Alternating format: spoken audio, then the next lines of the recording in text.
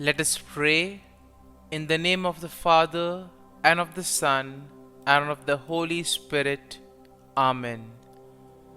O Jesus, through the Immaculate Heart of Mary, I offer you my prayers, works, joys, and sufferings on this day for all the intentions of your Sacred Heart, in union with the holy sacrifice of the Mass throughout the world, in reparation for my sins, for the intentions of all my relatives and friends, and in particular for the intentions of the Holy Father. Amen.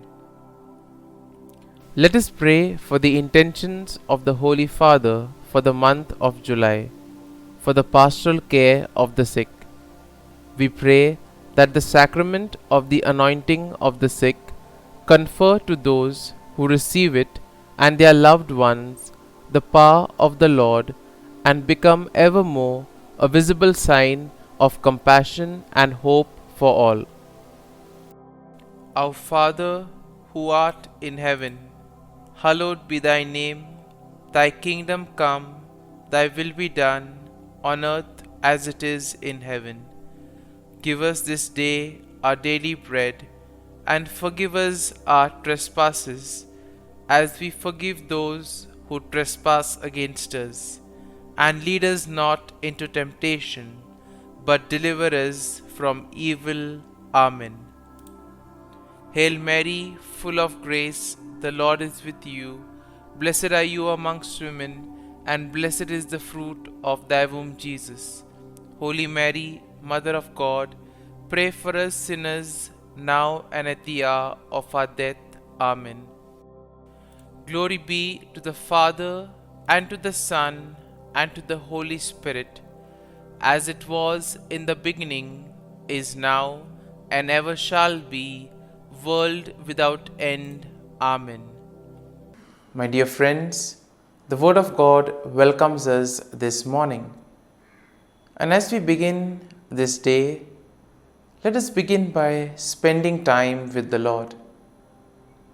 As we have decided to welcome this day in the presence of the Lord, let us begin by thanking Him for all that He has done for us, all the blessings that He has bestowed on us, and most importantly, for all the graces, for all the favors that He has given us right from our birth till now. On many occasions, we see that because we are caught up with so many other activities, because of our busy schedule, we don't pay attention to these small details that are there in our lives. Very often, these graces, these blessings, which are so important in our lives, are kept aside. And therefore today, as we begin today's morning prayer, we ask the Lord to give us the grace so that we may be able to appreciate the good things that He has done for us. And therefore, it is appropriate that we begin today's prayer by thanking the Lord for all that He has done for us. First and foremost, we thank the Lord for the gift of life, for giving us talents, abilities, and various opportunities in our lives. We also thank the Lord for the gift of our family members, friends, relatives, near and dear ones, and all those who play a very important role in our lives. Now we see that there are so many people who have been instrumental in our lives in so many ways. These people have dedicated their time and effort, and thus they have shaped and helped us become who we are.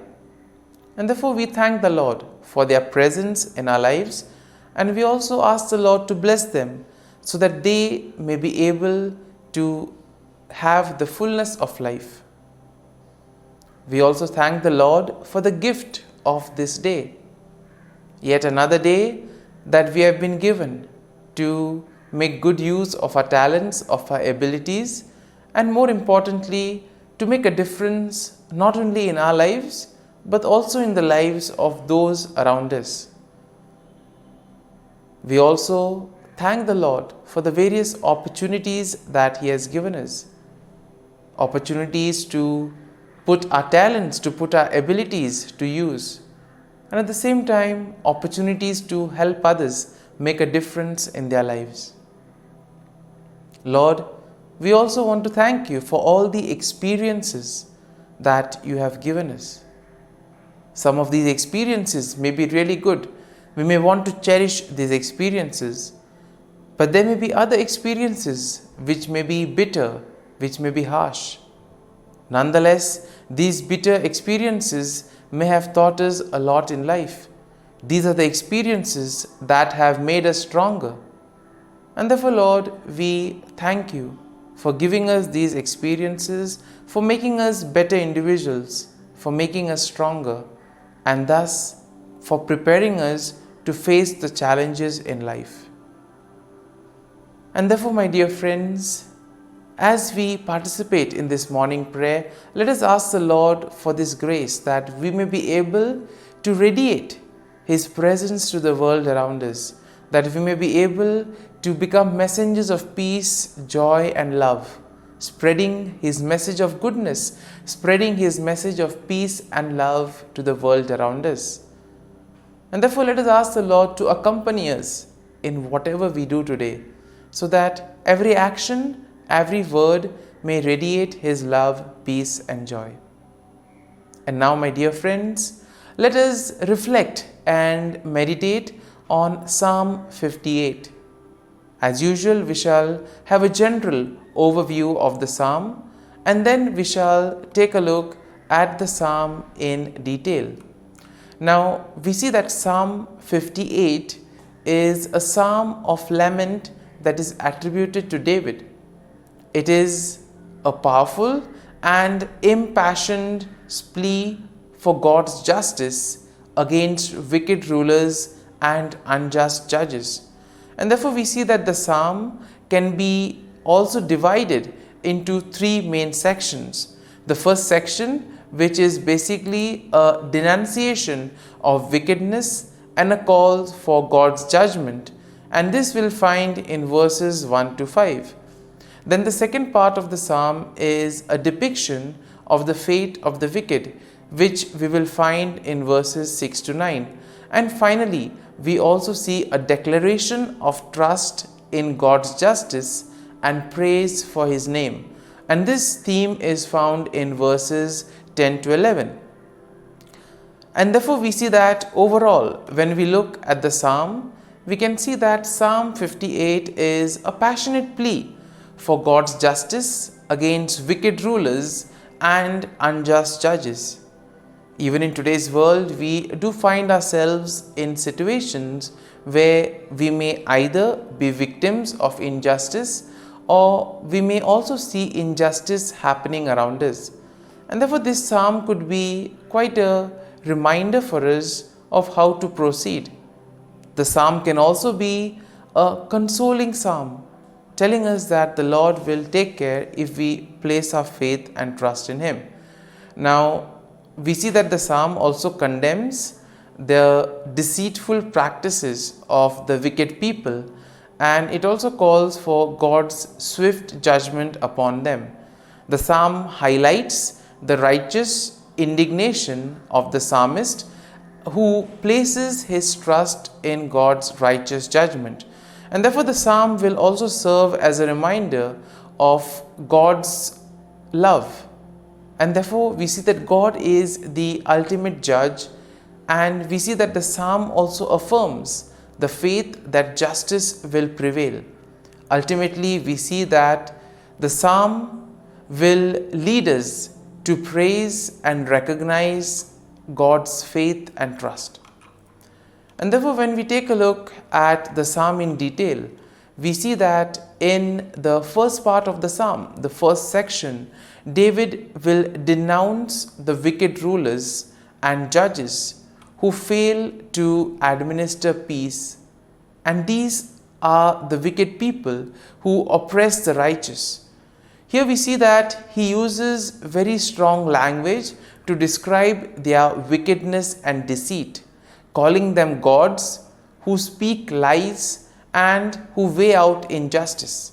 And therefore we see that David also expresses his righteous indignation by imploring God to break the teeth of the wicked and to tear out their fangs like the fangs of a lion. And here we can see that it's very powerful language, and which probably expresses the anger, the sorrow that David is experiencing, the grief that he is going through. And therefore David also accuses them of being deaf to the voice of charmer, and therefore meaning that they are very unreceptive to the advice that is given to them. In other words, these are the people who are not willing to change. Now, in the second section, we see that David vividly portrays the fate of the wicked. And here he sees that he compares them to a serpent whose venom is useless and cannot harm others. And he envisions their demise, stating that they will be swept away like a stillborn child, never to see the sun. Once again, very strong language which probably expresses the grief that David is undergoing, also the fear, the anger that is there within. And here we see that David emphasizes that God will swiftly and decisively judge these wicked people. Therefore, by doing so, he also affirms that God's righteousness and justice will prevail. And then in the final section of the psalm, we see that David declares his trust in God's justice, and David also praises the name of the Lord. He affirms that the righteousness of the Lord will rejoice when they see the vengeance of God. That means the righteous people will be happy when ultimately they realize that their faith, their trust in the Lord has been repaid. And therefore, when they look at the vengeance that the Lord takes on the wicked, they will know that justice has been served. And here we see that David expresses confidence that people will acknowledge and fear God, and thus they will be able to recognize his authority and righteousness. And therefore, my dear friends, as we have reflected and meditated on this psalm, let us now close our eyes at this morning hour and let us thank the Lord. Let us praise the Lord. Let us glorify the Lord. Loving Father, you have given us this time in the morning. You have been gracious to us. You have given us your Son, our Lord Jesus Christ, who has cleansed us from our sin. He has taken away all our sins and He has given us a new life. Lord, we thank you for giving us the Holy Spirit. And therefore, Lord, we ask you to bless us and protect us at every step of the way. Be our guiding force. Be there to always show us the way. And for all this, Lord, we thank you, we praise you, and we glorify you. You have protected us and you have guarded us through the night. You have given us this time to spend with you. You have woken us up this morning and you have given us good health of mind and body. And for all this, Lord, for your love, for your mercy, for your generosity, we thank you and we praise you, O Lord. You are a merciful God. You have blessed us in so many ways. As we reflect on our blessings, as we reflect on all the good things that have happened to us, as we reflect on our experiences, Lord, we want to thank you. We want to praise you for making us better individuals. And now, my dear friends, let us spend a few moments in silence and let us reflect on the psalm. Let us see what touched us. Could be a word, could be a phrase, or could be a sentence or a thought. Remain with that and allow the psalm to take root in you, so that ultimately your words, your actions will radiate the love, peace, and joy of Christ to the world around.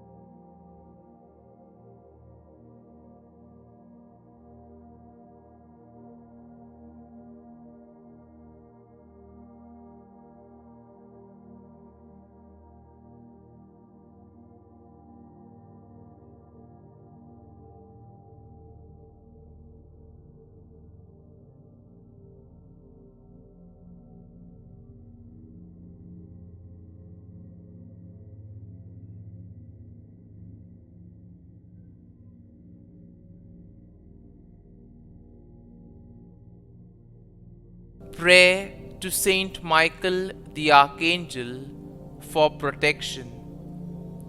Saint Michael the Archangel, defend us in battle.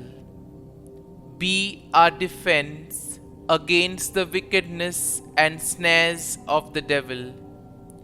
May God rebuke him, we humbly pray. And do thou, O Prince of the heavenly hosts, by the power of God, thrust into hell Satan and all the evil spirits who prowl about the world, seeking the ruin of souls. Amen. Act of Adoration. O Sacrament most holy, O Sacrament divine, all praise and all thanksgiving be every moment thine. Saint Gertrude Prayer for souls in purgatory.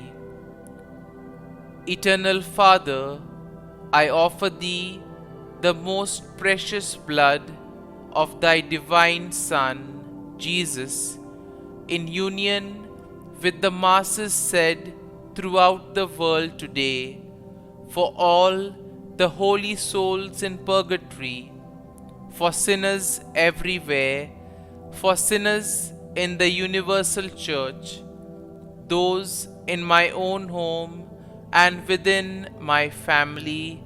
Amen. May the divine assistance remain always with us, and may the souls of the faithful departed through the mercy of God rest in peace. Amen. Glory be to the Father, and to the Son, and to the Holy Spirit, as it was in the beginning, is now, and ever shall be, world without end. Amen.